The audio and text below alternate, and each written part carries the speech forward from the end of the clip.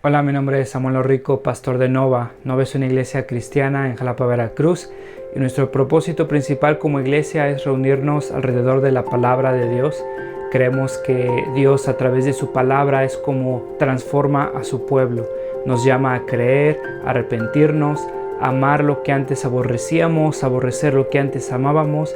Y entonces, antes de empezar con esta prédica, déjame recordarte un par de cosas. El propósito principal para subir estas predicaciones en línea es para aquellos comprometidos con una iglesia local que no pudieron asistir por cualquier razón a su iglesia este domingo. Estas predicaciones son un recurso para nosotros, para poder crecer, para poder escuchar la palabra de Dios. Sin embargo, creemos que un cristiano no puede existir sin una iglesia.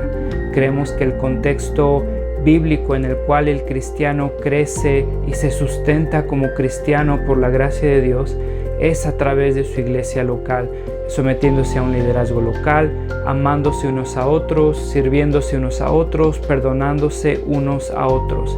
Un cristiano no puede vivir su vida cristiana simplemente consumiendo predicaciones en una pantalla de su televisión, de su computadora. Entonces te animamos a comprometerte con una iglesia local. Si no pudiste asistir a una iglesia este domingo, nos da gusto que estés viendo este video.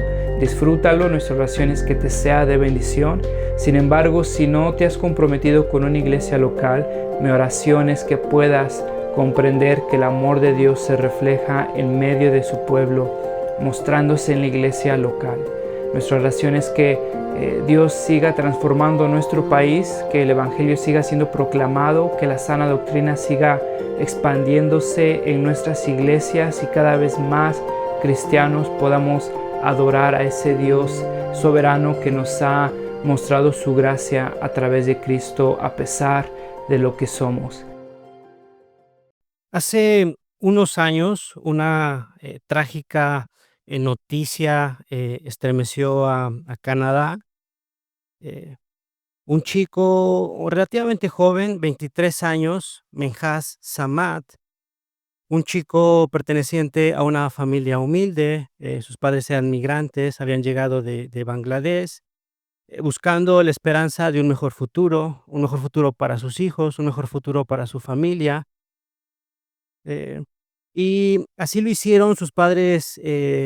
Su padre taxista empezó a trabajar tratándole de ofrecer las mejores oportunidades a sus hijos. Y Minhas, canadiense, creció, demostraba muchas aptitudes, era un chico bien portado, era un chico muy inteligente, y ese tipo de comportamiento era conocido en su familia y sus amigos como el niño de oro. Su familia había puesto las esperanzas en él. Era el primero en su familia que iba a tener la oportunidad de recibir una educación superior en un país como Canadá. El niño de oro, toda su esperanza de la familia estaba en él. Sus padres estaban muy orgullosos de Menhaz. Y así fue, entró a la universidad, pudo entrar a la Universidad de York en Estados Unidos, en Canadá.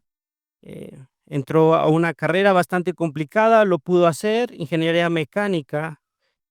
Y todo esto elevó las expectativas de su familia. El primer ingeniero mecánico en la familia.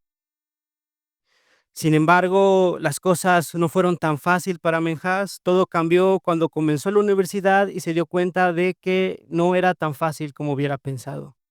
Era bastante complicado, superó todo lo que él hubiera esperado. Las malas noticias llegaron, reprobando las primeras materias de la universidad. Algo que tomó por sorpresa a Menhaz, algo que no tuvo el valor de confesar a su familia. Las mentiras comenzaron, empezó a decir que todo iba bien, que la universidad le gustaba, que la universidad se le facilitaba. Las mentiras continuaron, materias seguían reprobando, hasta el punto de que Menhaz dejó simplemente de ir a la universidad. Sin embargo, a sus papás les decía que seguía en la universidad. Su papá manejando el taxi con el cual intentaba pagar la universidad porque tenía una beca, lo iba a dejar a la universidad en el taxi durante 4 años que duró su educación en la universidad. Durante 4 años su papá lo iba a dejar en taxi en la universidad y lo que hacía Menhaz era irse al centro comercial que estaba al lado de la universidad para jugar videojuegos, juegos en línea. 4 años duró la mentira. Papá, todo va bien, ingeniería mecánica me encanta, todo va bien. Sus papás cada vez se sentían más orgullosos. Día tras día, Menhaz se iba a jugar videojuegos al centro comercial al lado de la universidad. Simplemente no podía más con la presión, las cosas no le estaban saliendo bien. Sin embargo, tenía que llegar el día de la graduación, ¿cierto? Después de 4 años, el día de la graduación, donde se entregan diplomas, donde se reconoce a los estudiantes. Los padres estaban emocionados, te imaginarás, los padres emocionados de que Menhaz, el primero que había logrado entrar a la universidad y recibir educación superior, iba a ser reconocido. ¿Qué le iba a decir Menhaz a sus papás después de 4 años de mentiras? ¿Qué le iba a decir a su papá toda esa esperanza que tenía, todo ese esfuerzo que hicieron para que él estuviera estudiando en la universidad? ¿Qué le iba a decir a su mamá? ¿Qué iba a hacer con toda esa esperanza que sus papás tenían? Ese mismo día, sus papás organizaron una fiesta en casa, querían celebrarlo, querían festejarlo, su mamá hizo su comida favorita, su papá simplemente no podía con la emoción. Invitaron a su familia, invitaron a su abuela, estaba presente ahí su hermana. Y en un acto de desesperación, donde Menhaz sintió que sus padres nunca lo iban a perdonar, donde Menhaz sintió que no había esperanza simplemente, no había esperanza, no había perdón. Ese mismo día, Menhaz llega a su casa, toma un arma y a cada uno de ellos los mata a sangre fría. 23 años, su futuro ha sido condenado a pena de muerte en Canadá por matar a toda su familia. Un acto en el que Menhaz sintió que no había perdón, que había defraudado a sus padres, que no había esperanza, lo llevó, irónicamente, a quitarle la vida a sus padres que sentían que no le iban a perdonar. El día de hoy llegamos a una porción en la que Pablo le está escribiendo a la iglesia de Colosas, una iglesia que se encontraba bajo ataques de diferentes filosofías, diferentes puntos de vista, diferentes cosmovisiones.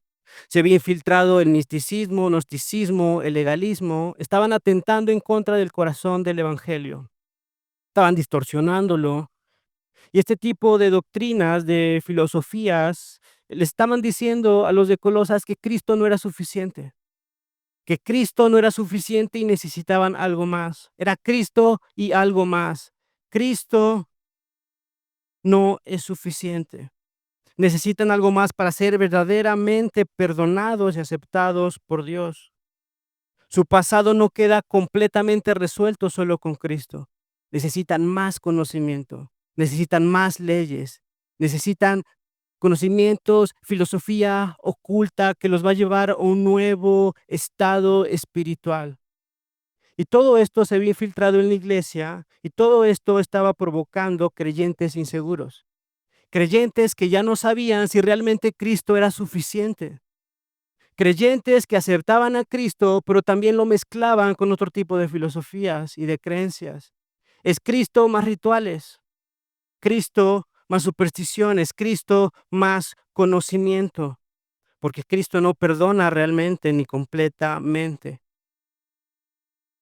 Y Pablo en esta porción les va a decir a todos los de Colosenses, a la iglesia de Colosas, que su pasado ya fue resuelto, su presente está reconciliado y su futuro está asegurado.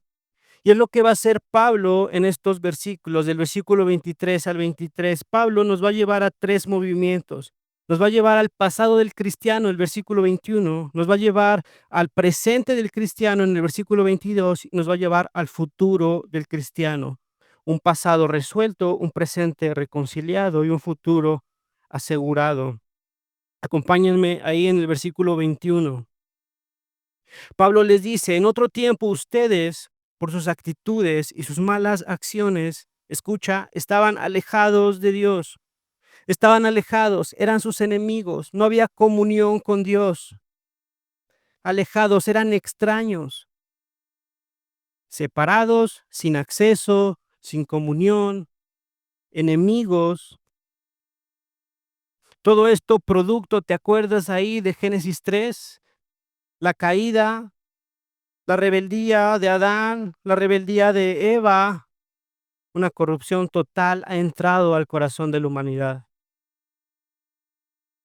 Porque la creación de Dios se ha sentido el centro de la existencia. Porque Adán y Eva han pensado que su sabiduría era mejor que la del Dios que los había creado. Y ahora ese acto de rebeldía ha corrompido por completo la creación, ha distorsionado el corazón del ser humano. Ese shalom, esa paz, esa plenitud que la creación tenía con el Creador, esa paz que tenía la creación con el Creador, la creación con la misma creación, esa plenitud ha sido corrompido, no existe más. Ahora, las consecuencias de esa rebeldía es que se ha roto esa armonía, esa comunión que Dios tenía con su creación. R.C. Sproul nos dice que el pecado original fue un acto de traición cósmica contra el Rey del universo. Un acto de traición cósmica, más grande de lo que tú te puedas imaginar. Un acto de traición cósmica que ha generado consecuencias y desastres cósmicos en la humanidad. Todo lo malo que tú ves en este mundo es consecuencia de la caída y de la rebeldía del ser humano. El pecado original es un acto de traición cósmica contra el Rey del universo que ha causado un desastre cósmico, separándonos de una comunión plena, de un shalom con Dios. Y quiero aclarar algo. Esta separación con Dios no simplemente es aquella persona que explícitamente está en contra de Dios, ofendiendo a Dios, explícitamente manifestando su rebeldía y su desagrado con Dios. Esta rebeldía también está, esta rebeldía también está implícita en las personas religiosas, en las personas espirituales. Muchas veces nosotros confundimos que porque las personas, nosotros somos religiosos, somos espirituales, somos devotos, lo confundimos con una relación cercana a Dios. Y las personas entre más espirituales, entre más ritos tengan, entre más disciplina tengan, automáticamente decimos que esta persona tiene una comunión más profunda con Dios.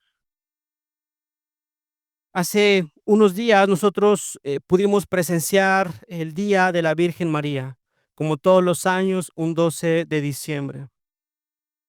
Y por la casa ahí pasaban diferentes peregrinaciones, hay diferentes iglesias católicas y nosotros veíamos cómo la gente a través de esas peregrinaciones, muchas personas se flagelaban, muchas personas iban caminando de rodillas, muchas personas iban celebrando el Día de la Virgen María. Y podríamos pensar, qué fe tan fuerte, qué devoción, qué relación tan profunda tienen con Dios. Y la pregunta que aquí hace Pablo es, ¿realmente las personas que demuestran ese tipo de fe o cualquier tipo de fe, ese tipo de espiritualidad, tendrán una relación cercana con Dios? Y Pablo aquí nos dice que no, que muchos están lejos de Dios no porque sean explícitamente malos y estén asesinando, matando, violando, robando. Muchos están alejados de Dios porque confían en algo que no es Cristo. Porque es Cristo y algo más.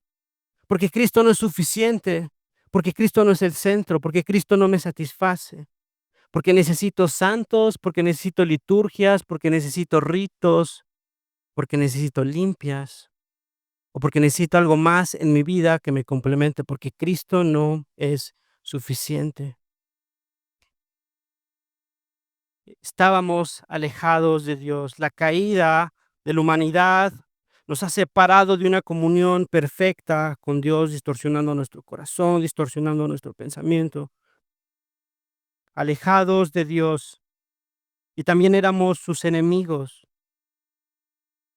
Romanos 8, versículo 7, el mismo Pablo nos dice que la mente puesta en la carne es enemistad en contra de Dios. Nosotros éramos enemigos porque teníamos una mente puesta en la carne, porque todo lo que nos importaba era buscar placer, era buscar satisfacción, porque era nuestro bien supremo, era nuestro objetivo en la vida, el placer, la carne, la satisfacción. Y eso Pablo nos está diciendo que es enemistad en contra de Dios. Rechazamos la autoridad de Dios, rechazamos su sabiduría, abrazamos el placer por encima de todo, porque Cristo, su palabra, Dios, puede ser que se equivoquen, puede ser que no apliquen en este momento de mi vida, puede ser que realmente no tenga la razón, de tal motivo que abrazo mi razón, abrazo mi sabiduría y hago lo que en este momento a mí me satisface, ignorando por completo la sabiduría de Dios, buscando mi placer, buscando mi comodidad, buscando mi satisfacción, esto como reflejo de una enemistad con Dios. Recuerda que Pablo nos está hablando de nuestro pasado, no de nuestro presente. Pablo nos está hablando de que en otro tiempo nosotros estábamos alejados de Dios, que éramos sus enemigos, y esto, como consecuencia, causa que nosotros seamos merecedores del juicio de Dios, de la ira del Dios supremo que Pablo está hablando. El juicio de Dios no es una opinión religiosa, no es simplemente una preferencia espiritual, no es simplemente que cada quien cada tu verdad, esta es tu verdad, esta es la mía, y yo abrazo mi verdad, yo abrazo mi conocimiento. El juicio de Dios es una realidad que se nos habla en la Biblia, la enemistad con Dios es una realidad que se habla en la Biblia y tiene implicaciones eternas.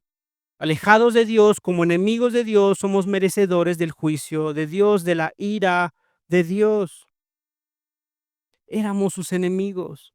Estábamos alejados de Dios y ese es nuestro pasado, recuerda.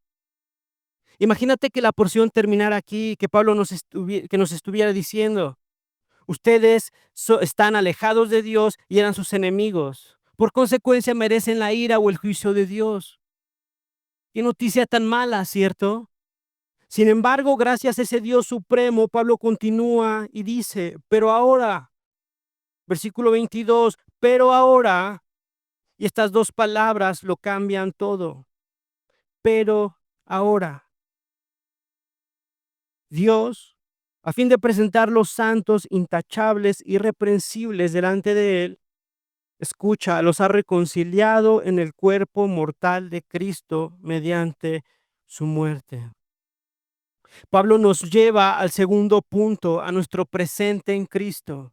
Ha dejado atrás un pasado, estábamos separados, éramos sus enemigos, merecíamos el juicio de Dios. Sin embargo, ahora lo que ha hecho Cristo es reconciliarnos con el Padre y ese es nuestro presente.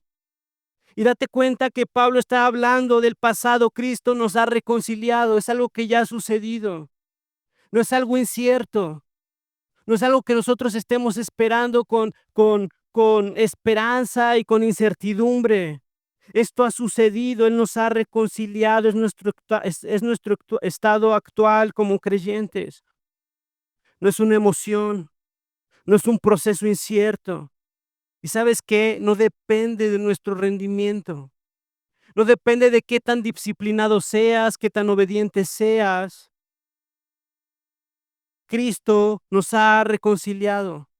A pesar de tu desobediencia, a pesar de tu rebeldía, a pesar de tu corazón ensimismado, Cristo nos ha reconciliado y ese es nuestro presente. Estábamos separados, éramos sus enemigos, pero Cristo nos ha reconciliado. Ahora, una vez éramos sus enemigos y ahora que hemos sido reconciliados, Pablo, capítulo 5, versículo 10 nos dice: si cuando éramos sus enemigos fuimos reconciliados con él mediante la muerte de su Hijo, con cuánta más razón, habiendo sido reconciliados, seremos salvados por su vida. Hemos sido reconciliados y esta reconciliación tiene implicaciones. Ahora seremos salvados. Juan lo explica de una manera clara. Juan capítulo 15, versículo 15. Ya no los llamo siervos, dice Jesús, porque el siervo no está al tanto de lo que hace su amo. Los he llamado amigos. Los he llamado amigos. Estaban separados, eran sus enemigos, eran merecedores del juicio y la ira de ese Dios supremo, y ahora los he llamado amigos. ¿Qué cambio más radical? Ahora los he llamado amigos, porque todo lo que a mi Padre le oí decir se lo he dado a conocer a ustedes. De enemigos, amigos. De merecedores de la ira suprema del Dios supremo, ahora tenemos una relación porque hemos sido reconciliados mediante el cuerpo y la sangre del Hijo. Y sabes, muchos de nosotros vivimos todavía como si Dios estuviera molesto con nosotros. Vivimos con temor, vivimos tratando de pagar por nuestros pecados, vivimos tratando de, pensando que estamos a prueba. Nos esforzamos con el objetivo de tratar de asegurar y ganar nuestra salvación. Toda nuestra disciplina, todo nuestro esfuerzo, muchas veces pensamos que es para asegurar nuestra reconciliación, para asegurar que Dios me haya perdonado. Y entonces, cuando no cumplo con mi disciplina, cuando no cumplo con mis lecturas, cuando no cumplo lo que yo mismo me he impuesto, me siento menos digno, me siento menos merecedor, me siento menos reconciliado, me siento menos perdonado. Pablo nos está diciendo que esto ha sucedido. Jesús nos ha reconciliado. Es el presente del cristiano. Cristo ha pagado, ha derramado su sangre, y ahora ese acto nos ha reconciliado a cada uno de nosotros. La reconciliación ya ocurrió, hemos sido adoptados y ahora somos llamados amigos, hijos del Dios supremo. Por ende, el cristiano no vive escapando del castigo. El cristiano no vive buscando ser reconciliado. El cristiano vive en gratitud, gracias, viviendo en gratitud, dándole gracias a aquel que lo ha reconciliado. Entonces sí, el cristiano se esfuerza, el cristiano se disciplina como consecuencia, como gratitud del amor que le tiene a aquel que lo ha reconciliado. No para asegurar su salvación, no para asegurar su reconciliación, es una consecuencia.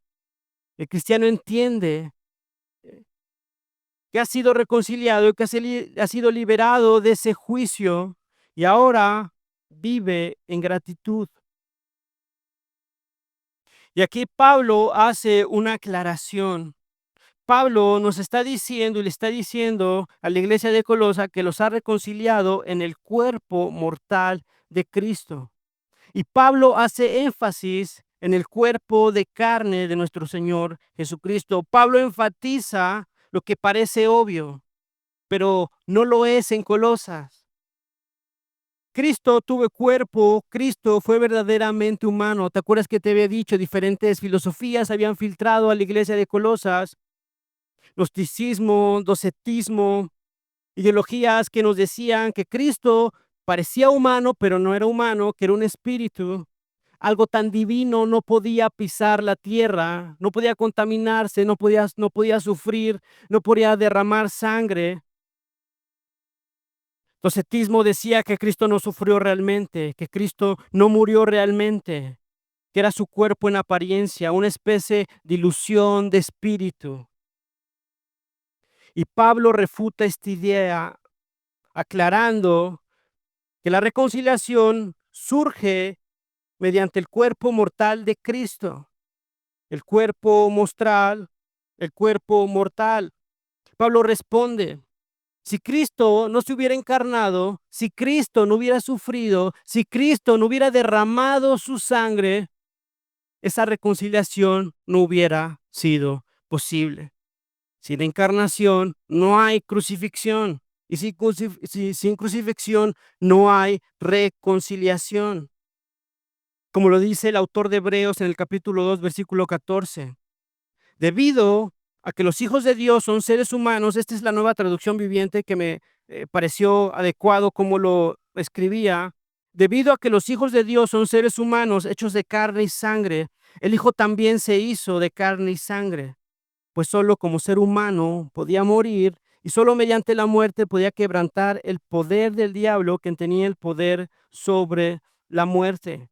Pablo les está diciendo a los de Colosas: Cristo se encarnó, Cristo murió, Cristo fue crucificado y gracias a su muerte, gracias a que derramó su sangre, nosotros somos reconciliados. Y en esta declaración, Pablo hace un énfasis: la reconciliación no fue barata. Estamos hablando de la muerte del Dios Supremo que se ha encarnado, que ha dado su vida, que ha sido crucificado y que ahora derrama su sangre. El Dios Supremo de que Pablo está exaltando ha derramado su sangre, ha dado su vida para podernos reconciliar.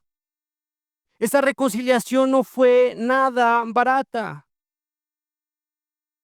Le ha costado derramar la sangre al Dios Supremo encarnado en el Hijo Supremo.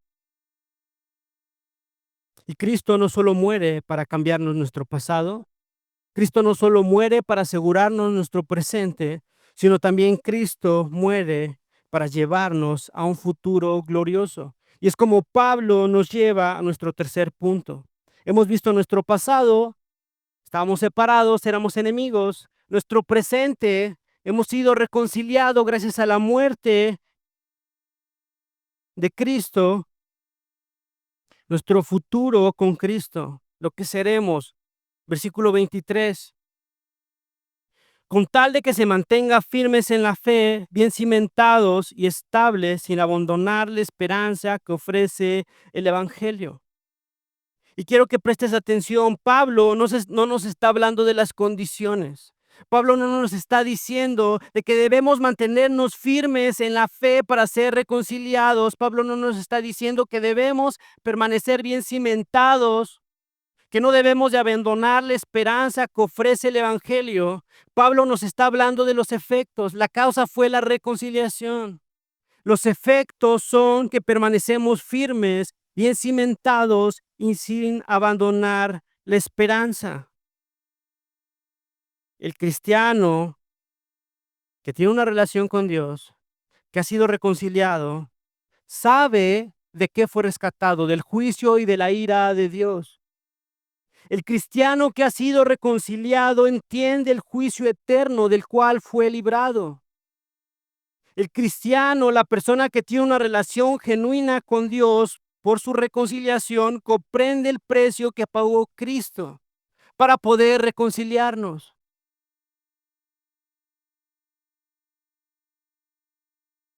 Como consecuencia, el cristiano que tiene una relación con Dios, que ha sido reconciliado, que sabe de qué fue rescatado, que entiende el precio que tuvo que pagar Cristo, permanece firme, permanece bien cimentado y permanece sin abandonar la esperanza que ofrece el Evangelio. No es perfección. No estamos hablando de perfección. Estamos hablando de una vida que reconoce, que entiende que se esfuerza, que se disciplina, que lucha para no abandonar la esperanza que ofrece el Evangelio. No es perfección, es una dirección clara que tiene el cristiano. ¿Cómo puedo vivir rechazando la autoridad y la palabra de aquel que me salvó de una condenación eterna? ¿Cómo puedo pisotear la sangre de ese Dios supremo encarnado que compró mi justificación y que me ha redimido y que ahora tengo una relación con Dios? ¿Cómo puedo ignorar ese hecho? Por ende, me mantengo firme, me mantengo bien cimentado, sin abandonar la esperanza que ofrece el Evangelio. Y no es échale ganas, es el mismo Dios que nos salvó, es el mismo Dios que nos impulsa, es el mismo Dios que nos capacita, es el mismo Dios que nos sostiene a través de su Espíritu. Es Dios transformando el corazón de aquel que ha justificado, aquel que ha reconciliado. En otras palabras, esa reconciliación tiene efectos, consecuencias prácticas en la vida de aquel que fue reconciliado. Gracias a ese Espíritu que nos impulsa, que nos sostiene y nos capacita. El cristiano no está solo. El cristiano no está disciplinándose, no está manteniéndose firme, no está bien cimentado y no está sin abandonar la esperanza que ofrece el Evangelio por sus propias cuentas, echándole más ganas. Está siendo sostenido por ese mismo Espíritu que ahora habita en él. El mismo Dios que nos reconcilió es el mismo Dios que nos impulsa, que nos sostiene y nos capacita. Como lo diría Pablo en Filipenses, pues Dios es quien produce en ustedes tanto el querer como el hacer para que se cumpla su voluntad. No hay que perder. Hemos sido reconciliados, ahora tenemos su Espíritu y somos sostenidos por su Espíritu para permanecer firmes. ¿Qué más quieres, cristiano? ¿Qué más te falta? Jonathan Edwards decía que la perseverancia en la obediencia es una señal segura de una obra genuina de gracia. En otras palabras, el cristiano que no persevera no es cristiano. El cristiano que no se mantiene firme, el cristiano que no permanece bien cimentado, el cristiano que abandona la esperanza que ofrece en el Evangelio, no es cristiano. Porque nosotros entendemos que aquel cristiano, aquella persona que ha sido reconciliada, esa persona será sustentada y será presentada delante de Dios como santo, intachable, irreprensible. Y esta es una promesa que Pablo hace en el versículo 23, en el versículo 22. En el versículo 22 se nos dice que a fin de presentarnos santos, intachables y irreprensibles delante de Dios. Dios nos ha reconciliado para presentarnos santos, intachables, irreprensibles. Gracias a la obra del Espíritu, gracias a esa reconciliación. Nuestro pasado éramos enemigos, estábamos separados del Dios Supremo.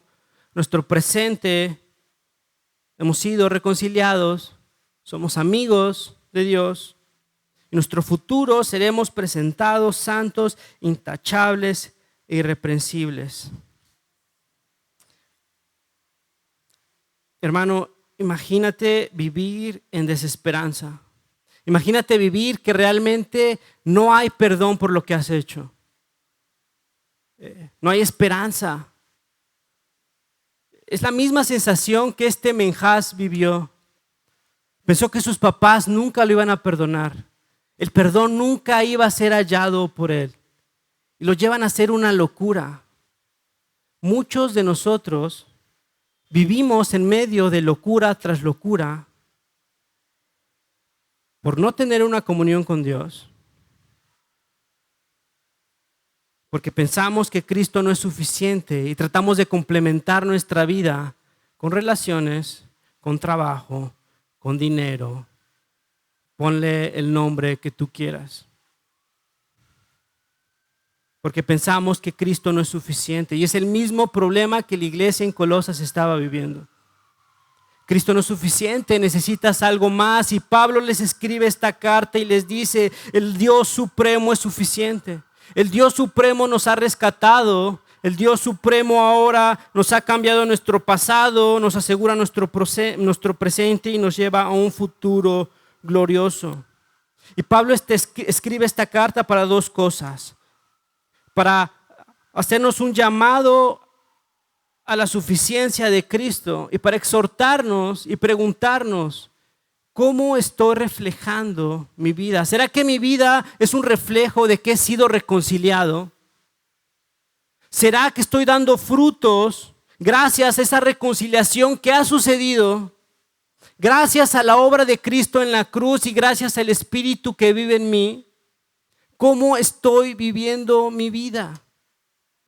¿Será que estoy viviendo como alguien que ha sido reconciliado con Dios? ¿Será que estoy viviendo en gratitud gracias a esa reconciliación que ya sucedió?